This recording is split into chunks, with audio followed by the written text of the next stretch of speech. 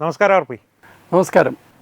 ദിമാഗി നക്സൽ സ്വാതന്ത്ര്യ ദിനത്തോടനുബന്ധിച്ച് ചെങ്കോട്ടയിൽ പ്രധാനമന്ത്രി രാജ്യത്തെ അഭിസംബോധന ചെയ്തപ്പോൾ രാജ്യത്തിന് നൽകിയൊരു പദപ്രയോഗമാണ്. ഒരു പ്രത്യേക വിഭാഗത്തിനെ സൂചിപ്പിക്കുവാനാണ് അദ്ദേഹം അത് പറഞ്ഞത്. പക്ഷേ അത് വലിയ വിവാദങ്ങൾക്കും ചർച്ചകൾക്കും ഇടയാക്കിയിട്ടുണ്ട്. ദേശീയ മാധ്യമങ്ങൾ ചർച്ച ചെയ്യുന്നു, ചിലർ ഞങ്ങൾ ദിമാഗി നക്സലുകളാണെന്ന് പറയുന്നു. എന്ത് പറയുന്നു ഈ ഒരു പ്രയോഗത്തെ സംബന്ധിച്ച്? പ്രയോഗം വളരെ കൃത്യമായ ഒരു പ്രയോഗമാണ്. വളരെ കൃത്യമായി ഒരു അപകടാവസ്ഥ ചൂണ്ടിക്കാണിക്കുന്ന പ്രയോഗമാണ്. മനോജ്, ഇതിനപ്പുറം ഈ ഒരു ദിമാഗി നക്സൽ എന്നുള്ള ഈ വാക്കിനപ്പുറം ഈ ചർച്ച കൊണ്ടുപോകണം എന്നാണ് എൻ്റെ ഒരു അഭിപ്രായം, എൻ്റെ ഒരു ആഗ്രഹം. അതുകൊണ്ട് ഞാൻ പറയാണ്, ഈ പ്രധാനമന്ത്രിമാർ അതാരായാലും ചെങ്കോട്ടയിൽ നിന്ന് സ്വാതന്ത്ര്യ ദിനത്തിൽ നടത്തുന്ന പ്രസംഗം, അത് ഒരു സർക്കാരിൻ്റെ ഒരു നിലപാട്, ഭരിക്കുന്ന പാർട്ടിയുടെ ഒരു നിലപാട്, പ്രധാനമന്ത്രിയുടെ മുമ്പോട്ടുള്ള ഒരു ആക്ഷൻ പ്ലാനൊക്കെ സത്യത്തിൽ ജനങ്ങളുടെ മുമ്പിൽ അവതരിപ്പിക്കുകയാണ്. ഒരു പ്രോഗ്രസ് റിപ്പോർട്ട് അവതരിപ്പിച്ചുകൊണ്ട് ഇനിയും ചെയ്യുന്ന കാര്യങ്ങൾ നമ്മൾ പറയുകയാണ് പതിവ്. അത് ഇതിനകത്തൊരുണ്ട്. അതിനോടൊപ്പം രാജ്യത്തെ ബാധിക്കുന്ന പ്രധാനപ്പെട്ട വിഷയങ്ങൾ, അത് വിദേശകാര്യവുമായി ബന്ധപ്പെട്ട് രാജ്യത്തിനുള്ളിലെ സാമ്പത്തിക സ്ഥിതിയുമായിട്ട് ബന്ധപ്പെട്ട് ഇത്തരം കാര്യങ്ങളൊക്കെ മുൻ പ്രധാനമന്ത്രിമാരും നരേന്ദ്രമോദി തന്നെയും കഴിഞ്ഞ പ്രസംഗങ്ങളിലൊക്കെ ഉപയോഗിച്ചിട്ടുണ്ട്. ഞാനിത് പറയാൻ കാരണം, ഈ പ്രസംഗത്തിലെ ഒരു വാക്ക് പോലും വെറുതെ സ്പോണ്ടേനിയസ് ആയിട്ട് വരുന്നതല്ല. ഇതെല്ലാം ആലോചിച്ചുറപ്പിച്ച് നിരവധി തവണ ഇതിനെക്കുറിച്ച് ചർച്ച ചെയ്ത് ഈ പ്രസംഗത്തിലെ ഓരോ വാക്കും, അവിടുത്തെ പ്രധാനമന്ത്രിയുടെ ചെങ്കോട്ടയിലെ പരിപാടി എല്ലാം അങ്ങനെയാണ്. ഇപ്പോൾ ഇപ്രാവശ്യം പ്രധാനമന്ത്രി ബുള്ളറ്റ് പ്രൂഫ് മറ്റേ ഷീൽഡ് അത് പറ്റില്ല എന്ന് അദ്ദേഹം തലേ ദിവസം പറഞ്ഞു. എനിക്ക് ഷീൽഡ് പറ്റില്ല. മൻമോഹൻ സിംഗ് വരെയുള്ളവർ ഷീൽഡിൻ്റെ പുറകിൽ നിന്നുകൊണ്ടാണ് പ്രസംഗിച്ചിരുന്നത്, നോക്കി വായിക്കുന്നതാണ്. പക്ഷേ മോദി അങ്ങനെയല്ല ചെയ്യുന്നത്. ഇപ്രാവശ്യം അത് പറ്റില്ല എന്ന് പറഞ്ഞൊരു കൺഫ്യൂഷൻ. അപ്പോൾ അത്തരം കാര്യങ്ങളിലൊക്കെ പ്രധാനമന്ത്രിക്ക് ഫോഴ്സ് ചെയ്യേണ്ടി വന്നു. പക്ഷേ ഈ പ്രസംഗം എന്ന് പറയുന്നത് അങ്ങനെ പോലുമല്ല. പ്രസംഗം നേരത്തെ വളരെ കൃത്യമായി തീരുമാനിച്ച് ആലോചിച്ചുറപ്പിച്ച് പ്രധാനമന്ത്രിയുടെ നിർദ്ദേശപ്രകാരം തയ്യാറാക്കപ്പെടുന്ന ഒരു പ്രസംഗമാണ്. കാരണം അത് അത്രയും പ്രാധാന്യമുള്ള. അപ്പോൾ ഈ പ്രസംഗത്തിൽ ഇങ്ങനെ ഒരു വാക്ക് കയറി വന്നിട്ടുണ്ടെങ്കിൽ അത് വളരെ കൃത്യമായ ഒരു ചിന്തയുടെ ഭാഗമാണ്. ഞാൻ അതിന് ഒരു പടിയൂടെ അപ്പുറം പോയിട്ട് ഞാനൊരു കാര്യം പറയാം. ഇതിപ്പോൾ നിങ്ങൾ മാധ്യമങ്ങളിൽ വേറെ ഒരിടത്ത് ഞാൻ കണ്ടില്ല, നിങ്ങൾ കണ്ടോയെന്ന് എനിക്കറിയില്ല. പ്രധാനമന്ത്രി രണ്ട് പ്രധാന കാര്യങ്ങൾ ബാക്കി വിഷയങ്ങളൊക്കെ മാറ്റി നിർത്തിയാൽ ഈ പ്രസംഗത്തിൽ പറഞ്ഞിട്ടുണ്ട്. ഒന്നാമത്തേത് ദിമാഗി നക്സൽ എന്നുള്ള, മനസ്സുകൊണ്ട് നക്സൽ സ്വഭാവമുള്ള ആൾക്കാർ. രണ്ട്, ഒരു സിവിൽ ഡിഫൻസ് ഫോഴ്സിനെ കുറിച്ച് പ്രധാനമന്ത്രി പറഞ്ഞു. ഇത് രണ്ടും കൂടെ ഒന്ന് കൂട്ടി വെച്ച് വായിച്ചു നോക്കി. ഇതാരും ചെയ്യില്ല, പക്ഷേ ഇത് രണ്ടും കൂടെ നിങ്ങളൊന്ന് കൂട്ടി വെച്ച് വായിച്ചു നോക്കി. വായിച്ചു നോക്കുമ്പോൾ എനിക്ക് മനസ്സിലായത്, രാജ്യത്ത് വലിയ തോതിൽ ഒരു വലിയ ആഭ്യന്തര ഭീഷണി, ഒരു ആഭ്യന്തര അസ്വസ്ഥത ഉണ്ടാക്കാനുള്ള വൻ ഗൂഢാലോചന നടക്കുന്നുണ്ട്. ഭാവിയിൽ അതുപോലെയുള്ള വിഷയങ്ങളുണ്ടാകും. അതിന് പൗരന്മാർ അത് നേരിടാൻ തയ്യാറാകണം. ഒരു വലിയ അപകടം ഈ ദിമാഗി നക്സലുകളാണ് എന്ന് തന്നെയാണ് പ്രധാനമന്ത്രി പറഞ്ഞു വെച്ചതെന്നാണ് എൻ്റെ അഭിപ്രായം. മനോജ്, അതിൻ്റെ മനോജിൻ്റെ ചിന്ത എന്താണെന്ന് പറഞ്ഞാൽ മതി, ബാക്കി ഞാൻ പറയാം. തീർച്ചയായിട്ടും. കാരണം ഈ സിവിൽ ഡിഫൻസിൻ്റെ കാര്യം ഈ ആർപി പറഞ്ഞ ഇത്രയും ഒരു സമഗ്രമായിട്ടല്ലെങ്കിൽ പോലും ആ സ്വാതന്ത്ര്യദിനത്തിൽ തന്നെ നമ്മൾ തത്വമേ ന്യൂസ് അത് അവതരിപ്പിച്ചിരുന്നു. കാരണം പണി വരുന്നുണ്ട് അവറാച്ച എന്നുള്ള രീതിയിൽ ഒരു ചെറിയ തമാശയായിട്ടാണെങ്കിൽ പോലും. ഇത് തമാശയല്ല. ഞാൻ നേരത്തെ പറഞ്ഞതുപോലെ തന്നെ ഈ പ്രധാനമന്ത്രിയുടെ പ്രസംഗത്തിൽ വരുന്ന ഓരോ വാക്കുകൾക്കും പ്രാധാന്യമുണ്ട്. 2016 പ്രധാനമന്ത്രി ആരും പ്രതീക്ഷിക്കാത്ത രീതിയിൽ ബലൂചിസ്ഥാൻ്റെ സ്വാതന്ത്ര്യത്തെക്കുറിച്ച് പറഞ്ഞു. 2016 ഓഗസ്റ്റ് 15, അതായത് ഇന്നേക്ക് കൃത്യം 10 വർഷം മുമ്പ്. ശരിക്കും പറഞ്ഞാൽ വാർത്തകളിൽ അറിയാത്തതാണ്, ഈ കഴിഞ്ഞ 10 വർഷങ്ങൾക്കിടയിലാണ് സ്വാതന്ത്ര്യം ലഭിച്ച് ഇത്രയും വർഷങ്ങൾക്കിടയിൽ ഏറ്റവും വലിയ തോതിൽ ബലൂചിസ്ഥാനിൽ സ്വാതന്ത്ര്യ സമരം നടക്കുന്നത്. ബലൂചിസ്ഥാൻ ഇപ്പോൾ ഏതാണ്ട് സ്വതന്ത്രമായ അവസ്ഥയിലാണ് എന്ന് മാത്രമല്ല, അത് ഇപ്പോൾ ഇന്ത്യ സർക്കാർ എന്തെങ്കിലും ചെയ്തതെന്നൊന്നും ഞാൻ പറയില്ല, അത് സർക്കാരാണ് പറയേണ്ടത്. അങ്ങനെ ചെയ്തിട്ടുണ്ടെങ്കിൽ സർക്കാരിൻ്റെ രഹസ്യവുമാണത്. നമ്മുടെ ഇൻ്റലിജൻസൊക്കെ അവരെ ഹെൽപ്പ് ചെയ്തിട്ടുണ്ടെങ്കിൽ. ബലൂചിസ്ഥാനിൽ ഇപ്പോഴത്തെ സ്വാതന്ത്ര്യ സമരത്തിൽ ഭഗവാൻ ശിവൻ്റെ സ്തുതി പോലും ഒരു വലിയ പ്രചരണ ആയുധമാക്കി മാറ്റിയിട്ടുണ്ട്. അതായത് ബലൂജി ഭാഷയിൽ ശിവസ്തുതി അതുപോലും ബലൂചിസ്ഥാനിലെ ഈ സ്വാതന്ത്ര്യ സമര പോരാളികൾ ഉപയോഗിക്കുന്നുണ്ട്. അപ്പോൾ ആ നിലയിലേക്ക് കാര്യങ്ങൾ ഈ 10 വർഷം കൊണ്ട് മാറി. അപ്പോൾ അത് പ്രധാനമന്ത്രിയുടെ അന്നത്തെ ആ പ്രസംഗത്തിൽ ഈ ബലൂചിസ്ഥാൻ്റെ സ്വാതന്ത്ര്യം കയറി വന്ന അന്ന് പലരെയും അത്ഭുതപ്പെടുത്തിയിരുന്നു. പക്ഷേ അതൊരു കൃത്യമായ കർമ്മ പദ്ധതിയുടെ തുടക്കമായിരുന്നു. അതുപോലെ വേണം ദിമാഗി നക്സലുകളെ എടുക്കാൻ. ഇപ്പം ഞാൻ നക്സലാണ്, നീ നക്സലാണെന്നൊക്കെ പറഞ്ഞ് കോൺഗ്രസ്സുകാരും കമ്മ്യൂണിസ്റ്റുകാരും എല്ലാവരും ജിഹാദികളും എല്ലാം ഇനി ഇറങ്ങി വരുമായിരിക്കും. പക്ഷേ സർക്കാർ ഉദ്ദേശിക്കുന്ന അതല്ല. ഇപ്പം ഇന്ത്യ പോലെ ഒരു രാജ്യത്ത് ഇന്ത്യയിൽ മാത്രമാണ് ഞാൻ ഒരിക്കൽ ഒരു 8-9 വർഷം മുമ്പാണെന്ന് തോന്നുന്നു, ഞാൻ ഒരിക്കൽ ജന്മഭൂമിയിൽ ഒരു ലേഖനം എഴുതിയിരുന്നു, റെഡ് ജിഹാദികളെന്ന് പറഞ്ഞിട്ട്. അതായത് ലോകത്ത് കമ്മ്യൂണിസ്റ്റ് തീവ്രവാദികളും ജിഹാദികളും ഒരുമിച്ച് പ്രവർത്തിക്കുന്ന ഏതെങ്കിലും ഒരു രാജ്യം ഉണ്ടെങ്കിൽ അത് ഭാരതമാണ്. രണ്ടുപേരുടെയും പൊതുശത്രു ഹിന്ദു ദേശീയതയാണ്, അല്ലെങ്കിൽ ദേശീയ ബോധമുള്ള ജനങ്ങളാണ്. രണ്ടുപേരുടെയും പൊതുശത്രുക്കൾ അതാണ്. ഈ രണ്ട് കൂട്ടരും അവരവരുടെ ശക്തി കേന്ദ്രങ്ങളിലെല്ലാം മറുവശത്തെ ഇല്ലാതാക്കിയ ചരിത്രമേ ഉള്ളൂ. കമ്മ്യൂണിസ്റ്റ് രാജ്യങ്ങളിൽ പൊടിക്ക് പോലും നിങ്ങൾക്ക് ജിഹാദികളെയോ അല്ലെങ്കിൽ മുസ്ലിം തീവ്ര മനോഭാവമുള്ളവരെയോ കാണാൻ പറ്റില്ല. ഉയ്ഗറൊക്കെ ഏറ്റവും വലിയ ഉദാഹരണമാണ്. ഉയ്ഗർ മാത്രമല്ല, എവിടെ കമ്മ്യൂണിസ്റ്റ് ഭരണമുള്ളിടത്താണ് മുസ്ലിം തീവ്രവാദം ഉള്ളത്? മുസ്ലിം തീവ്രവാദമില്ല. മുസ്ലിം തീവ്രവാദികൾ ഇസ്ലാമിക ഭരണമുള്ള ഒരൊറ്റ രാജ്യത്ത് പോലും കമ്മ്യൂണിസ്റ്റുകാരെ നിങ്ങൾക്ക് കാണാൻ പറ്റില്ല. ഇറാഖ്, ഇറാൻ ഉൾപ്പെടെയുള്ള രാജ്യങ്ങൾ അതിന് ഏറ്റവും വലിയ ഉദാഹരണങ്ങളാണ്. ഇങ്ങനെ തലവെട്ടിക്കളയായിരുന്നു. എന്നിട്ടും ഈ രണ്ട് കൂട്ടരും എല്ലാം മറന്ന് ഭാരതത്തിൽ ഒരുമിക്കുന്നുണ്ടെങ്കിൽ അതിവിടുത്തെ ദേശീയ ബോധമുള്ള പ്രസ്ഥാനങ്ങളെയും ആൾക്കാരെയും ലക്ഷ്യം വെച്ചുകൊണ്ട് തന്നെയാണ്. അത് വളരെ കൃത്യമാണ്. അപ്പോൾ ഇവർ ഒന്നിക്കുന്ന ഈ ഒരു അപകടത്തെയാണ് പ്രധാനമന്ത്രി ചൂണ്ടിക്കാട്ടിയതെന്നാണ് ഞാൻ വിചാരിക്കുന്നത്. അല്ലാതെ BJPയെ തെറി വിളിക്കുന്നതോ നരേന്ദ്രമോദിയെ തെറി വിളിക്കുന്നതോ സർക്കാരിൻ്റെ നയങ്ങളെ എതിർക്കുന്നതോ ഒന്നുമല്ല വിഷയം. അങ്ങനെയാണെങ്കിൽ നരേന്ദ്രമോദി ഈ ലോകത്ത് തന്നെ ഏറ്റവും കൂടുതൽ ഇതുപോലെയുള്ള അസഭ്യവർഷം ദിവസം അദ്ദേഹം തന്നെ പറഞ്ഞിട്ടുണ്ട്, എനിക്ക് എല്ലാ ദിവസവും ഇത്ര കിലോ കിട്ടുന്നുണ്ടെന്നാണ് പറയുന്നത്. അപ്പോൾ അതിനെ ഉദ്ദേശിച്ച് അത് സർക്കാരിൻ്റെ ലെജിസ്ലേഷൻ കൊണ്ടോ ഒന്നും മാറ്റാൻ പറ്റുന്നതല്ല, അതൊരു മനോരോഗമാണ്.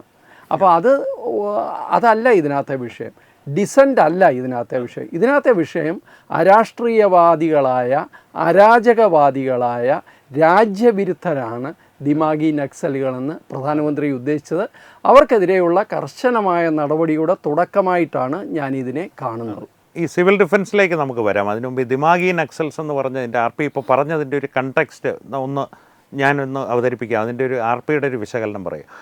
ഒരു ദിമാഗി നക്സൽസ്, ദിമാഗ് എന്ന് പറയുന്നത് നമുക്ക് JNU, ഈ നക്സൽസ് എന്ന് പറയുന്ന RP ഇപ്പോൾ പറഞ്ഞ പോലെ റെഡ് ജിഹാദികളുടെ ഇതിൽ അൽഫല യൂണിവേഴ്സിറ്റി. കാരണം ഇപ്പോൾ സർവകലാശാലകൾ പലതും ഈ ബൗദ്ധികമായിട്ടുള്ളൊരു രാഷ്ട്രീയവാദത്തിൻ്റെ മാത്രമല്ല ഒരു ഭീകരവാദ പ്രവർത്തനത്തിൻ്റെ കൂടി പ്രഭവ കേന്ദ്രങ്ങളായി മാറുന്നുണ്ടെന്നുള്ളത് ഈ അടുത്ത അൽഫല യൂണിവേഴ്സിറ്റി സർവകലാശാലയൊക്കെ അതിൻ്റെ ഒരു തെളിവാണ്. ഇതും കൂടി മുന്നിൽ കണ്ടുകൊണ്ടായിരിക്കുമോ അദ്ദേഹം ഈ ഒരു പൗരന്മാർ തന്നെ ഇതിനൊരു പ്രതിരോധം തീർക്കേണ്ട ഒരു സംവിധാനം നമ്മുടെ രാജ്യത്തുണ്ടാകണമെന്നുള്ളൊരു കാഴ്ചപ്പാട് മുന്നോട്ട് വെച്ചത്? മനോജ് പറഞ്ഞതിലെ ഒരു വലിയ തെറ്റിദ്ധാരണ ഞാൻ ആദ്യമേ പറയാം. ആ തെറ്റിദ്ധാരണ നീക്കണം. അതായത് 1-2 യൂണിവേഴ്സിറ്റികളല്ല ഇതിനകത്തെ പ്രശ്നം. JNU, അൽഫല യൂണിവേഴ്സിറ്റി അല്ലെങ്കിൽ അലിഗർ മുസ്ലിം യൂണിവേഴ്സിറ്റി, ഇതൊക്കെ നമ്മൾ നിരന്തരം ഇതിൻ്റെ എക്സ്ട്രീമിൽ നമ്മൾ കേൾക്കുന്ന പേരുകൾ മാത്രമാണ്. എന്ന് മാത്രമല്ല, ഈ രാജ്യത്തെ സർവകലാശാലകൾ മാത്രമല്ല, ഈ രാജ്യത്തെ സ്കൂളുകൾ പോലും പലപ്പോഴും ഇത്തരം രാജ്യവിരുദ്ധ പ്രചരണങ്ങൾക്ക് വേദിയാവുന്നുണ്ട്. ഇത് ഞാൻ നേരത്തെ, അതായത് ഇപ്പോൾ ഈ CJP ഒക്കെ ഉണ്ടായത് ഇപ്പോഴാണല്ലോ. ഏതാണ്ട് ഒരു 8-9 മാസം മുമ്പ് ഒരു വീഡിയോയിൽ RP തോട്ട്സിൽ ഞാൻ പറഞ്ഞൊരു കാര്യമുണ്ട്. റിപ്പബ്ലിക് ഡേയിൽ കറുത്ത ഡ്രസ്സ് ഇട്ട് വരുന്ന അധ്യാപകരുള്ള സ്കൂളുകൾ പോലും ഈ രാജ്യത്ത് പ്രവർത്തിക്കുന്നുണ്ട്. സ്കൂളിൻ്റെ മാനേജ്മെൻറ്റോ അല്ല പ്രശ്നം, ഈ അധ്യാപകരുടെ മനസ്സാണ് പ്രശ്നം. ഇതേ സംഭവം ഇപ്പോൾ ഈ അടുത്തിടയിൽ CJP പ്രൊട്ടസ്റ്റ് ഉണ്ടായി നോയിഡയിലെ ഒരു സ്കൂളിൽ. വളരെ പ്രശസ്തമായ ഒരു സ്കൂളാണ്. വലിയ ഉയർന്ന ഫീസൊക്കെ കൊടുത്ത് അതിന് കഴിവുള്ള മാതാപിതാക്കൾ കുട്ടികളെ വിടുന്ന സ്ഥാപനമാണ്. ആ സ്ഥാപനത്തിലെ ഒരു രക്ഷകർത്താവ് പോലീസിൽ കംപ്ലയിൻ്റ് ചെയ്തു. സ്കൂളിൻ്റെ പേര് സഹിതം കംപ്ലയിൻ്റ് ചെയ്തു. എന്താണെന്ന് വെച്ച് കഴിഞ്ഞാൽ അവരുടെ സ്കൂളിൽ പഠിക്കുന്ന തൻ്റെ മക്കൾ വീട്ടിൽ തിരിച്ചു വന്നു കഴിഞ്ഞാൽ ആദ്യം പറയുന്നത് പാലസ്തീനിൽ ഇങ്ങനെയാണ്, CJP പ്രൊട്ടസ്റ്റ് ഇങ്ങനെയാണ്, അവിടെ ബംഗ്ലാദേശ് ഇവിടെ നേപ്പാളിലൊക്കെ ഭരണം അട്ടിമറിച്ച പോലെ ഇന്ത്യയിലും ഭരണം അട്ടിമറിക്കണം. ഇങ്ങനെയൊക്കെയുള്ള കാര്യങ്ങൾ ഇവരിങ്ങനെ നിരന്തരം പറഞ്ഞു തുടങ്ങിയപ്പോൾ ഈ മനുഷ്യന് സംശയം തോന്നിയിട്ട് ഇയാൾ അന്വേഷിച്ചപ്പോൾ ഇവരെ പഠിപ്പിക്കുന്ന പൊളിറ്റിക്കൽ സയൻസോ മറ്റോ പഠിപ്പിക്കുന്ന അധ്യാപകൻ പക്ക നക്സലൈറ്റാണ്. ആ നക്സൽ മനോഭാവമുള്ള വ്യക്തിയാണ് ഇത്രയും കുട്ടികളുടെ ഈ പ്രായം വളരെ പ്രധാനമാണ്, ഈ കുട്ടികളിലേക്ക് ഇത്തരം ഐഡിയ കൊടുക്കുന്നത്. കമ്മ്യൂണിസ്റ്റ് ഐഡിയ കൊടുത്താലും അല്ലെങ്കിൽ ഒരു ഇസ്ലാം ബേസ്ഡ് ഐഡിയ കൊടുത്താലും അത് വേറൊരു വിഷയമാണ്. ഞാൻ അതല്ല പറയുന്നത്. ഇത് രാജ്യവിരുദ്ധ ഐഡിയയാണ് കൊടുക്കുന്നത്. അതായത് ഈ രാജ്യത്തിൻ്റെ ദേശീയത, ഈ ദേശീയതയുടെ അഖണ്ഡത, അതിൻ്റെ അനിവാര്യത, ഇതൊക്കെ പഠിപ്പിക്കുന്നതിന് നേരെ വിപരീതമായിട്ടാണ് ഇവർ പ്രസംഗിക്കുന്നത്. അരാഷ്ട്രീയവാദവും ഉണ്ടാവാം, അരാജകവാദമുണ്ട്. എന്നിട്ട് ഇപ്പം താങ്കൾ തന്നെ കണ്ടോന്ന് അറിഞ്ഞുകൂടാ, ഈ CJP പ്രൊട്ടസ്റ്റിൽ ഒരു വക്കീലാണെന്നാണ് അയാൾ പറയുന്നത്. ഞാൻ സുപ്രീം കോടതി പ്രാക്ടീസ് ചെയ്യാമെന്ന് പറയുന്നത്. ഒരു ചെറുപ്പക്കാരൻ പറയാണ്, ഇന്ത്യ 7 കഷ്ണങ്ങളായിട്ട് മുറിഞ്ഞു പോയാൽ എന്താ പ്രശ്നമെന്നാണ് ചോദിക്കുന്നത്. ദേശീയത എന്ന് പറയുന്ന വികാരം ആവശ്യമാണ് എന്നുള്ളത് ഇന്ന് ലോകം മുഴുവൻ അംഗീകരിച്ചിട്ടുള്ള കാര്യമാണ്. ഈവൻ കമ്മ്യൂണിസ്റ്റ് രാജ്യങ്ങൾക്ക് പോലും ആ ദേശീയ ബോധവും ദേശീയതയും ഉണ്ട്. എല്ലാ രാജ്യങ്ങൾക്കും. ഇപ്പം 2ാം ലോക മഹായുദ്ധത്തിലൊക്കെ റഷ്യ അത് കൃത്യമായിട്ട് ബോധ്യപ്പെട്ട കാര്യമാണ്. ഈ ദേശീയത എന്ന് പറയുന്നത് നമ്മുടെ രാജ്യത്തെ ഒരുമിച്ച് നിർത്തുന്ന ഒരു വികാരമാണ്. ആ വികാരത്തിൻ്റെ കടക്കൽ കത്തിവെക്കാനാണ് ഇവർ ശ്രമിച്ചുകൊണ്ടിരിക്കുന്നത്. അങ്ങനെയുള്ള ദിമാഗി നക്സലുകളെയാണ് പ്രധാനമന്ത്രി സൂചിപ്പിച്ചത്. അവർക്കെതിരെ ശക്തമായ നടപടി വേണം. കാരണം അവർ രാജ്യത്ത് അരാജകവാദം ഉണ്ടാക്കുകയും നമ്മുടെ യുവജനങ്ങളെ വഴിതെറ്റിക്കുകയും ചെയ്യുകയാണ് ചെയ്തുകൊണ്ടിരിക്കുന്നത്. തീർച്ചയായിട്ടും RP, പക്ഷേ നമുക്കതിൻ്റെ ഒരു നിയമവശം ഒന്ന് പരിശോധിച്ചാൽ അതുകൊണ്ട് കൂടിക്കൊണ്ടാണോ പ്രധാനമന്ത്രി സിവിൽ ഡിഫൻസ് എന്ന ആശയം കൂടി മുന്നോട്ട് വെച്ചത്? കാരണം ഈ പിതാവ്, ഇപ്പോൾ RP പറഞ്ഞ ആ സംഭവത്തിൽ പിതാവ് ചെയ്ത ഒരു സിവിൽ ഡിഫൻസ് തന്നെയാണ് അദ്ദേഹത്തിൻ്റെ മക്കൾക്ക് വേണ്ടിയിട്ട്. കാരണം ഈ നിയമപരമായിട്ടുള്ള വശം, ഇപ്പോൾ ഈ അധ്യാപകൻ്റെ കാര്യം എടുത്തു കഴിഞ്ഞാൽ നിയമവശത്തിൽ അദ്ദേഹത്തെ ശിക്ഷിക്കുവാനുള്ള ഒരു സാധ്യതയ്ക്ക് പരിമിതികളുണ്ട്. പരിമിതിയുണ്ട്, അഭിപ്രായ സ്വാതന്ത്ര്യമാണെന്ന് പറയാം. പക്ഷേ അതിലും ഒരു മാർക്കുണ്ട്, ഒരു അതിർത്തിയുണ്ട്. അത് കടന്നിട്ട് ഈ രാജ്യം എന്നുള്ള കോൺസെപ്റ്റിനെതിരായിട്ടുള്ള ഭാഷണങ്ങളും കൃത്യമായ അത്തരം പൊളിറ്റിക്കൽ ഇതും കൊടുക്കുകയാണെങ്കിൽ തീർച്ചയായിട്ടും നിയമത്തിന് മുമ്പിൽ നല്ലൊരു കേസ് കെട്ടിപ്പടുക്കുകയാണെങ്കിൽ തീർച്ചയായിട്ടും കേസുണ്ട്. പിന്നെ ഈ ദിമാഗി നക്സൽസ് എന്നുള്ള പ്രയോഗത്തിനൊപ്പം തന്നെ ഈ സിവിൽ ഡിഫൻസും RP പറഞ്ഞു. RP ഈ ഇൻ്റലിജൻസ് മേഖലയുമായിട്ട് നമ്മുടെ ഡിഫൻസും ഒക്കെ ആയിട്ട് അടുത്ത് പ്രവർത്തിച്ചിട്ടുള്ള ഒരാളാണ്. പലപ്പോഴും ഞാൻ മനസ്സിലാക്കിയിട്ടുള്ളത് അതിർത്തി പ്രദേശങ്ങളിൽ ഈ സിവിലിയൻസിൻ്റെ സഹായം നമ്മുടെ സൈന്യം തേടാറുമുണ്ട്. അവരെ ചിലപ്പോൾ പരിശീലിപ്പിക്കാറ് പോലുമുണ്ട്. അത്തരത്തിലുള്ളൊരു പരിശീലനമായിരിക്കുമോ, അല്ലെങ്കിൽ വേറെ എന്തെങ്കിലും ഒരു തരത്തിൽ കുറച്ചുകൂടി അർബനൈസ്ഡ് ആയിട്ടുള്ള എന്തെങ്കിലും ഒരു രീതിയായിരിക്കും വരുന്നത്? മനോജ്, ആ ചോദിച്ചത് വളരെ പ്രധാനപ്പെട്ട ഒരു കാര്യമാണ്. സിവിൽ ഡിഫൻസ് എന്ന് പറയുമ്പോൾ തോക്കെടുത്ത് തന്നെ പൗരന്മാരെ പരിശീലിപ്പിക്കുന്നുണ്ട് നമ്മളുടെ പല അതിർത്തി പ്രദേശങ്ങളും. അത് വളരെ അത്യാവശ്യമാണ്. കാരണം അവിടുത്തെ എല്ലാ മുക്കിനും മൂലയിലും കണ്ണ് കാതു എത്തുന്നത് അവിടുത്തെ ലോക്കൽ ആൾക്കാർക്ക് തന്നെയാണ്. അപ്പോൾ ഇത് അങ്ങനെയാണോന്ന് എനിക്ക് തോന്നുന്നില്ല, അങ്ങനെയാണ് എന്ന് ഞാൻ വിശ്വസിക്കുന്നുമില്ല. പക്ഷേ ജനങ്ങളെ ഒരു പ്രതിസന്ധി ഘട്ടത്തിൽ ജനങ്ങളെ അത് നേരിടാൻ എക്യുപ്പ് ചെയ്യുന്ന പരിശീലനങ്ങളും കാര്യങ്ങളും ഉണ്ടാകും എന്ന് തന്നെയാണ് ഞാൻ വിശ്വസിക്കുന്നത്. ഇതിനകത്ത് വളരെ കൃത്യമായിട്ട് 2 പോയിൻ്റ് അദ്ദേഹം പറഞ്ഞതിൽ നിന്ന് നമ്മൾ മനസ്സിലാക്കുന്ന, ആ പ്രസംഗത്തിൻ്റെ ഫുള്ള് വായിച്ചു കഴിഞ്ഞാൽ മനസ്സിലാവുന്ന ഒരു കാര്യം, അതിലെ 2 പ്രധാന പോയിൻ്റ്. ഒന്ന്, സിവിലിയൻസിനെ പ്രതിസന്ധി ഘട്ടങ്ങളിൽ പ്രതിസന്ധികൾ നേരിടാനും സ്ഥാവര ജംഗമ വസ്തുക്കൾ സംരക്ഷിക്കാനും ഒക്കെ ആയിട്ട് പ്രാപ്തരാക്കുക എന്നുള്ളതാണ്. ഒന്ന് അതാണ്. 2, വളരെ പ്രധാനപ്പെട്ട കേന്ദ്രങ്ങൾ ഓരോ സ്ഥലങ്ങളിലുണ്ട്, അതിൻ്റെ സംരക്ഷണമാണ്.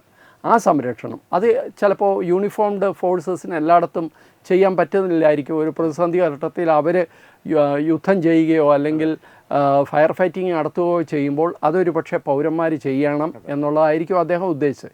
എന്തായാലും ഒരു വലിയ തോതിലുള്ള, ഞാൻ ആഭ്യന്തര യുദ്ധം എന്നൊന്നും പറയില്ല, പക്ഷേ ഒരു ആഭ്യന്തര സംഘർഷം ഭാവിയിൽ ഉണ്ടാകാനുള്ള സാധ്യത പ്രധാനമന്ത്രി തള്ളിക്കളയുന്നില്ല എന്നാണ് എനിക്ക് തോന്നിയത്.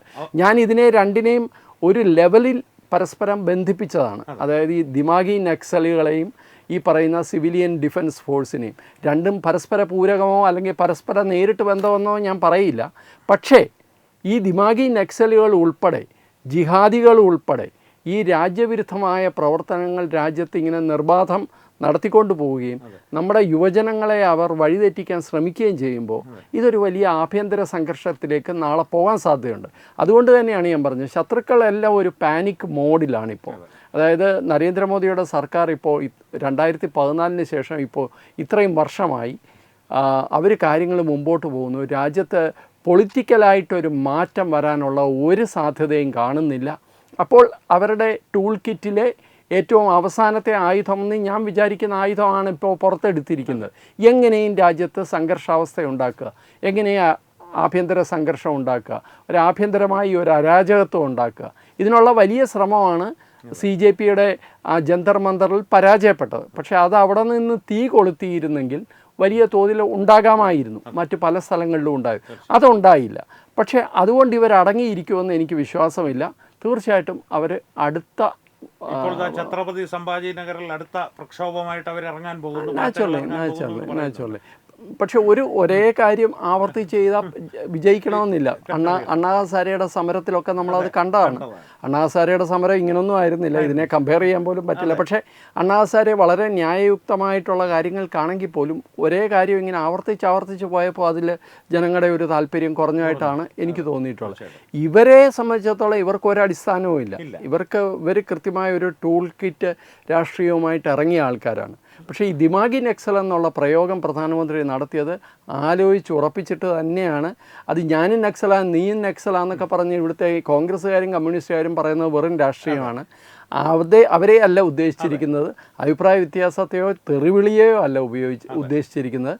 ജിഹാദികളും ഇടത് തീവ്രവാദികളും ഒരുമിച്ച് വന്ന് രാജ്യത്തിനെതിരെ പ്രവർത്തിക്കുന്ന ആ സിനേറിയോയാണ് അദ്ദേഹം കൃത്യമായിട്ട് ഉദ്ദേശിച്ചത്, ഇയർ മാർക്ക് ചെയ്തിരിക്കുന്നതെന്നാണ് എനിക്ക് തോന്നിയിരിക്കുന്നത്. അവസാനമായിട്ടൊരു ചോദ്യം, നമ്മുടെ ഈ ഒരു അധ്യാപകൻ്റെ കാര്യം പറയുന്നു, നേരത്തെ നമ്മൾ പരാമർശിച്ചല്ലോ, നോയിഡയിലെ സ്കൂളിലെ അദ്ദേഹത്തെ നമുക്കൊരു ഉദാഹരണമായി എടുക്കാം, സാമ്പിളായി എടുക്കാമെന്ന് തോന്നുന്നു. ഇവരിലൂടെ ഈ നക്സലുകളിലൂടെ ചെയ്യപ്പെടുന്നത് ഒരു തരത്തിലുള്ളൊരു തോട്ട് സീഡിംഗ് ആണ്. ചിന്തകൾ വിതയ്ക്കുക എന്നുള്ള ഇൻ്റലിജൻസ് സീഡിംഗ് എന്ന് പറയാൻ പറ്റില്ല, ഒരു തോട്ട് സീഡിംഗ് ആണ്. അത് തന്നെ ഒരു ആഖ്യാന യുദ്ധമാണ്, ഒരു നറേഷൻ വാറാണ് നടക്കുന്നത്. ഇതിനെ ഈ സിവിൽ ഡിഫൻസ് എന്ന് പറയുന്ന ഒരു കാര്യം RP ഇതിനോട് ചേർത്തുകൊണ്ട്, അതുകൊണ്ടാണ് ഞാൻ പറഞ്ഞത് അത് വളരെ കൃത്യമായിട്ടുള്ളൊരു നിരീക്ഷണമാണെന്ന് എനിക്ക് തോന്നാനുള്ളൊരു കാര്യം. സിവിൽ ഡിഫൻസ് നമ്മുടെ സർക്കാർ നമ്മളെ പരിശീലിപ്പിക്കുന്നതിന് മുമ്പ് നാം സ്വയം പരിശീലിക്കേണ്ട ചില മേഖലകളുണ്ടെന്ന് എനിക്ക് തോന്നുന്നു. ഈ ആഖ്യാന യുദ്ധത്തെ നേരിടാൻ നമ്മുടെ ഭാഗത്ത് നിന്ന് ഇതിന് കൃത്യമായിട്ടുള്ളൊരു പ്രതിരോധം ഇപ്പോൾ നിലവിലുണ്ടോ? ദേശീയവാദികളുടെ പക്കൽ അല്ലെങ്കിൽ ദേശീയവാദിയുടെ പക്ഷം ഇല്ല എന്ന് 100% പറയാൻ പറ്റും. ആഖ്യാന യുദ്ധത്തിലാണ് നമ്മൾ വലിയ പരാജയം നേരിടുന്നത്. ആഖ്യാന യുദ്ധം നരേറ്റീവ് ബിൽഡിങ്ങിൽ നമ്മൾ ഒരു വലിയ പരാജയമാണ്. ശബ്ദങ്ങളില്ല എന്നല്ല, സോഷ്യൽ മീഡിയയിൽ തീർച്ചയായിട്ടും ശബ്ദങ്ങളുണ്ട്. കാര്യകാരണ സഹിതം ഓരോ നരേറ്റീവിനെയും പൊളിക്കാനുള്ള ശ്രമങ്ങൾ വ്യക്തികൾ നടത്തുന്നുണ്ട്. പക്ഷേ ഇതിനെയെല്ലാം ഏകോപിപ്പിക്കുകയും, കാരണം ഇതിനൊക്കെ അപ്പുറമാണ് മറുവശത്തെ ശക്തി എന്ന് പറയുന്നത്. അത് ഈ രാജ്യത്തിനുള്ളിൽ നിന്ന് മാത്രമല്ല പുറത്തു നിന്ന് പോലും സപ്പോർട്ട് ചെയ്യാനുണ്ട്. ഇപ്പോൾ ഈ പ്രധാനമന്ത്രിയുടെ ദിമാഗി നക്സൽ എന്ന് പറയുന്ന ഈ വാചകത്തെ ഏറ്റവും വക്രീകരിച്ച് അതിനെ എല്ലാവർക്കും തെറ്റിദ്ധാരണ ഉണ്ടാക്കുന്ന വിധം റിപ്പോർട്ട് ചെയ്തത് ഇന്ത്യയിലുള്ള മാധ്യമങ്ങളല്ല, അന്താരാഷ്ട്ര മാധ്യമങ്ങളാണ്. നിങ്ങൾ അൽ ജസീറ ഉൾപ്പെടെയുള്ള ചാനലുകളുടെ റിപ്പോർട്ടിങ് നിങ്ങൾ നോക്കുക. ഇന്ത്യയിലെ ഇൻ്റലക്ച്വൽസിനെ, ബുദ്ധിജീവികളെ പ്രധാനമന്ത്രി ടാർഗറ്റ് ചെയ്യും, അല്ലെങ്കിൽ ഭരണകൂടം ടാർഗറ്റ് ചെയ്യാൻ പോകുന്നു എന്ന് പറഞ്ഞിട്ടാണ് അൽ ജസീറ ഉൾപ്പെടെയുള്ള മാധ്യമങ്ങൾ അത് റിപ്പോർട്ട് ചെയ്തിരിക്കുന്നത്. ഈ അൽ ജസീറ പ്രവർത്തിക്കുന്ന രാജ്യം ഉൾപ്പെടെ ഇസ്ലാമിക രാജ്യങ്ങളിൽ ഈ പറയുന്ന ബുദ്ധിജീവികൾ, സോക്കോൾഡ് ബുദ്ധിജീവികൾ, അങ്ങനെയുള്ളവരുടെ സ്ഥിതി എന്താണ്, കഴുത്തിന് മുകളിൽ തലയുണ്ടോ എന്ന് പോലും നമുക്കറിയില്ല. അവരാണ് ഇന്ത്യക്കുള്ളിൽ ഇങ്ങനെയൊരു തെറ്റിദ്ധാരണ പടർത്തുന്നത്. ഏറ്റവും കൂടുതൽ ഈ പറയുന്ന തരത്തിൽ ചീത്ത വിളിക്കും, അസഭ്യവർഷത്തിന് സ്വന്തം അമ്മയെ വരെ ചേർത്ത് തെറി പറയുന്ന ആൾക്കാരുടെ നടുവിലാണ് പ്രധാനമന്ത്രി നിൽക്കുന്നത്. ഇന്നേവരെ അദ്ദേഹം അതിന് മാപ്പ് കൊടുത്തിട്ടേ ഉള്ളൂ. അദ്ദേഹം എനിക്കതൊന്നും പ്രശ്നമല്ല. ഇപ്പോഴാണ് അദ്ദേഹം പ്രതികരിച്ചെങ്കിലും തുടങ്ങുന്നത്. ഞാൻ മറ്റേത് അദ്ദേഹം കേട്ടതായിട്ട് പോലും ഭാവിക്കുന്നു. BJP ഏറ്റവും കൂടുതൽ വിമർശനം ഈ മാധ്യമങ്ങളിൽ അല്ലെങ്കിൽ കേരളത്തിലെ മാധ്യമ സ്ഥാപനങ്ങൾ എടുത്തു നോക്കിയാൽ മതി. എന്നിട്ടും ഇവർ ഇതിനെ ഫാസിസം എന്ന് പറഞ്ഞ് നമ്മുടെ മനസ്സിൽ ഉറപ്പിക്കുന്നത് തന്നെയാണ് ഏറ്റവും വലിയ നരേറ്റീവ് ബിൽഡിംഗ്. ആ നരേറ്റീവ് ബിൽഡിങ്ങിനെ എത്രത്തോളം പ്രതിരോധിക്കാൻ നമുക്ക് സാധിച്ചിട്ടുണ്ടെന്ന് മാത്രം വെറുതെ ചിന്തിച്ചാൽ മതി. നമുക്കത് സാധിച്ചിട്ടില്ല. അതിനൊരു ഏകോപനം ആവശ്യമാണ്, ശക്തമായ ഒരു നീക്കം ആവശ്യമാണ്. അത് ഇല്ലാത്തത് ഒരു വലിയ കുറവ് തന്നെയാണ് മനോജ്, അതിനകത്ത് യാതൊരു സംശയവും ഇല്ല. തീർച്ചയായിട്ടും. എന്തായാലും വരും ദിവസങ്ങളിൽ എന്താകും എന്നുള്ള കാത്തിരുന്ന് കാണാം. വളരെ നന്ദി ആർ പി. നമസ്കാരം. നമസ്തേ.